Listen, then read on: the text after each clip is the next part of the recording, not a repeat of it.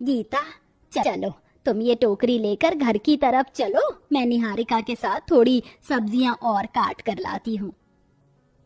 ठीक है माँ, मैं चलती हूँ, आप आ जाना। पुष्पा अपनी दोनों बेटियों के साथ खेतों में काम करके जैसे तैसे अपना घर चला रही थी। उसकी दोनों बेटियां खेतों में उसकी बहुत मदद करती थी। उन्हीं के सहारे से वो सब्जियां बेचकर गुजारा किया करती थी।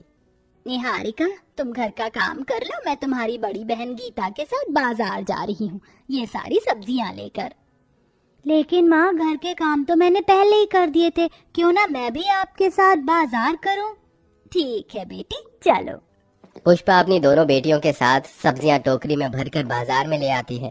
तीनों माँ बेटी बाजार में एक कोने पर सब्जियों की टोकरी उतार कर रखती हैं, जिसके बाद वो एक पन्नी बिछाती हैं और उसके ऊपर सारी सब्जियां लगा देती हैं।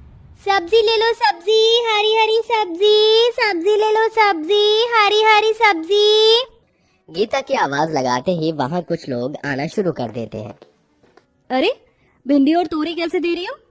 ज्यादा महंगे नहीं है बहन जी, बहुत सस्ते हैं, ले लो, सही दाम पर लगा दूंगी। भिंडी 100 रुपए किलो और तोरी 80 रुपए किलो। हे भगवान, इतना महंगा दे रही हो, इससे अच्छा तो मैं किसी बड़ी दुकान से ही खरीद लूंगी। पता नहीं तुम्हारी सब्जी कैसी है। नहीं बहन, ऐसा नहीं है, बहुत साफ सुथरी सब्जी है और साथ में अभी अभी फ्रेश तोड़ कर ला रही हूँ अपने खेत से।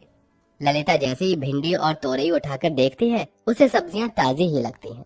और कहीं पर लेने जाऊंगी तो ऐसी ताजी सब्जी तो नहीं मिलेगी, ऊपर से दाम भी बहुत ज्यादा लगाएंगे।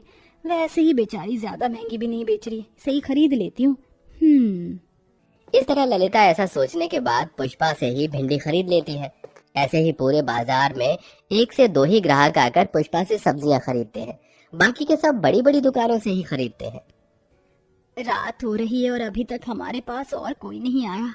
अब हम लोग क्या करें, इतनी सारी सब्जियां बच गई हैं।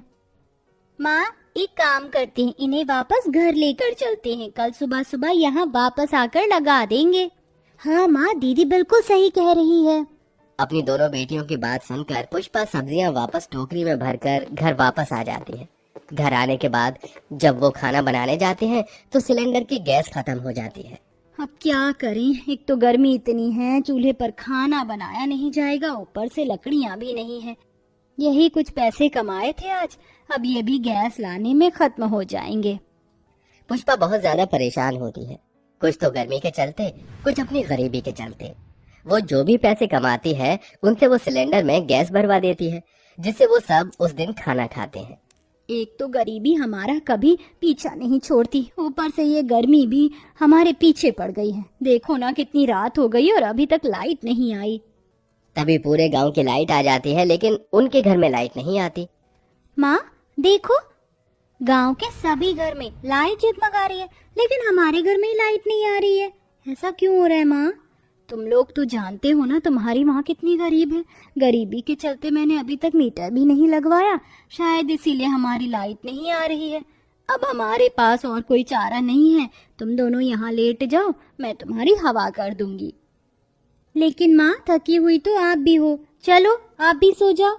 नहीं मेरी प्यारी बेटियों, मैं बिल्कुल ठीक हूँ, तुम दोनों आराम से सो जाओ। पुष्पा रात भर अपनी बेटियों को हाथ वाले पंखे से हवा करती रहती है। अगले दिन जब सवेरा होता है तो सुबह के 4 बज जाते हैं। पुष्पा कल की बची हुई सभी सब्जियों पर हल्का हल्का पानी डालकर उन्हें टोकरी में भर लेती है। ये सब्जी बिल्कुल फ्रेश ही लगनी चाहिए ताकि लोग इन सब्जियों को खरीद सकें। पुष्पा अपनी दोनों बेटियों को घर छोड़कर ही अकेले सब्जी बेचने पहुंच जाती है। वो पूरी दोपहरी गर्मी में धूप के नीचे बैठकर सब्जियां बेच रही होती है, जिससे उसे गर्मी में चक्कर भी आने लगते हैं। हे भगवान, कितनी गर्मी हो रही है। ये गर्मी तो कम होने का नाम ही नहीं ले रही। मुझे तो इस गर्मी में चक्कर भी आने लगे हैं।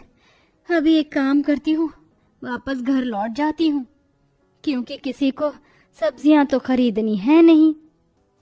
पुष्पा वापस टोकरी में सब्जी भरकर घर आ जाती है, जहाँ उसकी दोनों बेटियां कहती हैं, अरे माँ, आप अकेले ही चली गई थी, ये क्या? आपकी तो बहुत ज्यादा बुरी हालत हो रही है गर्मी से। रुको, मैं आपके लिए मटके का पानी लेकर आती हूँ। पुष्पा का गर्मी से बहुत बुरा हाल था। उसकी सांस फूली हुई थी और पूरे कपड़े पसीने से भीगे हुए थे। गीता अपनी माँ को 1 गिलास मटके का पानी देती है। ये लो माँ, मटके का पानी पी लो। मटके का हल्का सा ठंडा पानी पीकर पुष्पा की थकावट थोड़ी सी कम होती है।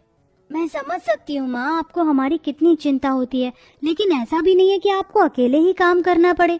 हम दोनों बहनें आपका साथ निभाने के लिए हमेशा आपके साथ हैं। कल से आप अकेले काम करने नहीं जाओगी, हम भी आपके साथ चलेंगे। ठीक है बेटी, जैसा तुम कहती हो वैसा ही होगा।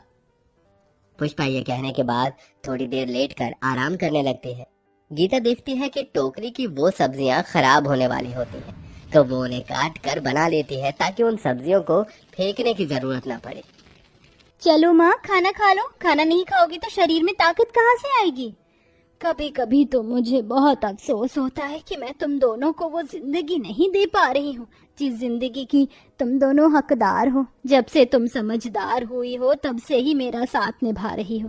तुम्हारे पिताजी तो मेरा साथ छोड़कर चले गए और किसी और से उन्होंने शादी कर ली। काश कि उन्होंने ऐसा कभी ना किया होता। कोई बात नहीं माँ, आप हमारे साथ हमारे लिए तो हो। देखना, एक ना एक दिन इसी सब्जी को बेचकर हमें बहुत तरक्की हासिल होगी। निहारिका जैसा कहती है वैसा ही होता है।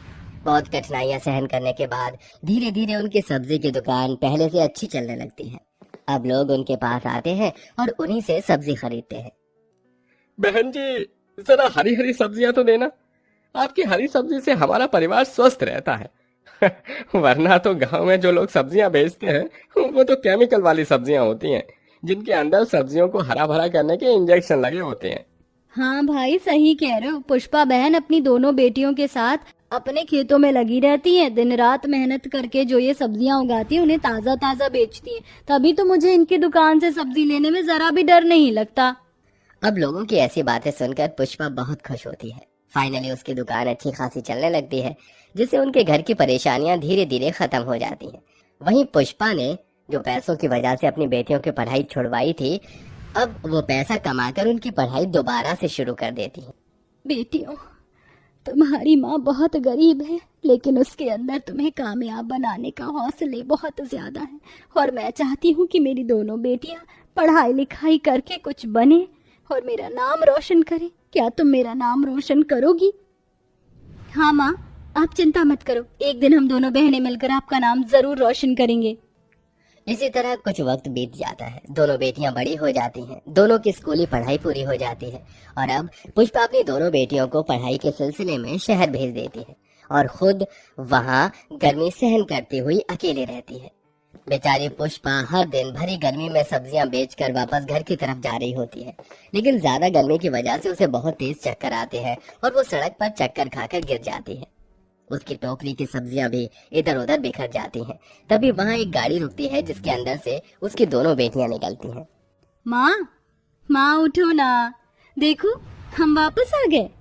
ये क्या माँ, आपकी तो तबीयत बहुत ज्यादा खराब है। कोई पानी दो, जल्दी से कोई पानी दो। वहां खड़े इतने सारे लोगों में से एक व्यक्ति निहारिका को पानी देता है।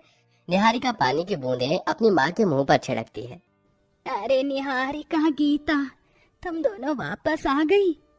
गीता के ऊपर डॉक्टर की ड्रेस और अपनी छोटी बेटी निहारिका के ऊपर फौजी की ड्रेस देखकर पुष्पा बहुत खुश होती है। आखिरकार तुम दोनों कामयाब हो गई, मेरी मेहनत सफल हो गई। माँ, बहुत दुख उठाए हैं आपने। आपने ही गर्मी में खून पसीना बहाकर हमें आज इस मुकाम पर पहुंचाया है। अब आपको और परेशान होने की जरूरत नहीं है और ना आपको गर्मी में सब्जियां बेचने की जरूरत है। हम आपको यहाँ से शहर ले जाने के लिए आए हैं, अब हम वहीं रहेंगे। इस तरह सब्जी बेचने वाली माँ की बेटियां कामयाब हो जाती हैं। दोनों बेटियां अपनी माँ को शहर में बड़े से फ्लैट में लाकर रखती हैं, जहाँ उनके फ्लैट में एसी लगा होता है। इसी के चलते अब गर्मी में पुष्पा आराम से रहती है और उसे कोई काम करने की जरूरत नहीं पड़ती।